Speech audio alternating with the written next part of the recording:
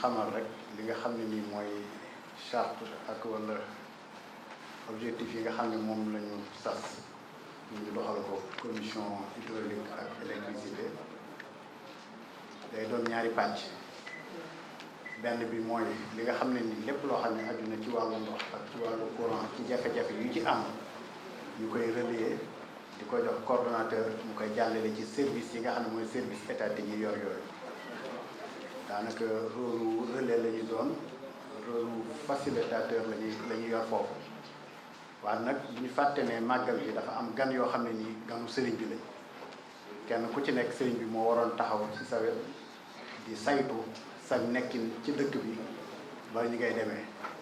loolu nag comme dañ ne màggal bernde la ca bernde xam nañ ne ndox lu ci am solo la seen sécurité courant bi lu ci am solo la ñaari pàcc yooyu mooy rôle commission bi. ni muy demee nag mooy ci charge yi nga xam ne moo ciy am mooy diggante li ñuy tuddee waañ yi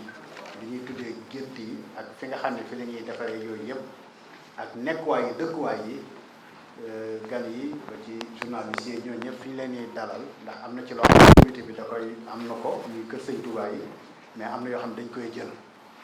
loolu nag danañ fas yéene fexe ba saytu fi gan gi ñëwee dugg ci suñu loxo ba ni muy delloo lépp loo xam ne commission ya yor loola lañ ca yittewoo ci lu leen di saytu bañ dellu ñëw ci jàmm dal ci jàmm dellu ci jàmm loolu mooy suñu li nga xam ne moom la ñuy def mooy danañ fexe ba barab yooyu avant ñuy agsi ci màggal danañ ko waajal ba fépp foo xam ne nii vérifié nañ fa ndox may jaar la ca yàqu ak la ca war yëpp ñu def ko fañ koy denc ñu wax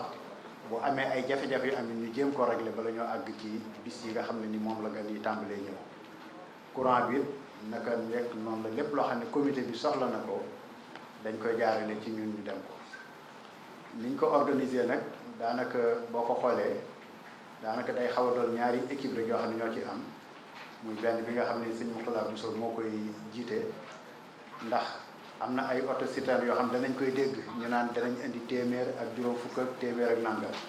loolu du càggi nun ni ñun ñi nga xam ne ñooy commission bi aju ci biir comité d'organisation bi ñoo yor citerne yëpp loolu dafa am ñu koy liggéey muy diggante sous-préfet ak OFOR hydraulique bi nga xam ne ñoo ko yor ñun bu ñëwee ab lim lañ ñu ci jox léeg-léeg nag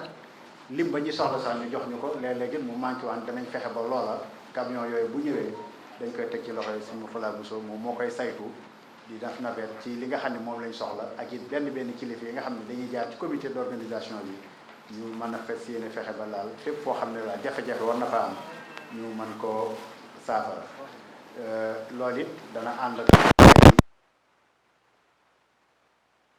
seet fi nga xam ne mooy barab yooyu nga xam ne nii fépp foo xam ne nii am na waañ wala gétt ca faaw nga def fa ndox ñu def fa yóbbu fa ndox ma nga xam ne moom lañ fay war a yóbbu saytu ko ci wàllu courant ak fi nga xam ne soxla nañ courant bu wàcc fa yépp loolu ci suñ saytu lay doon. beneen bi ci des nag dañu benn équipe boo xam ne dañ fi nekk en permanence ci ay électriciens ci ay plombiers ak ñoo xam ne ñoo leen di surveiller buñ defelee ba noppi dañ koy topp ba màggal gi jàll ba gan yi dellu ñu doog a dajalewaat bagages yi. loolu nag mooy fépp foo xam ne nii alerte am na fa nee nañu am na fu fa ndox manqué ñu jéem a xam lan la jéem koo saafara ca daal kon ñaari équipe yooyu ñoo équipe boobu moom dañu fi nekk dañuy waajal waaye nag bu ñu waajalee ba noppi dañ fi nekk en permanence ba màggal gi jàll ba gan yëpp dellu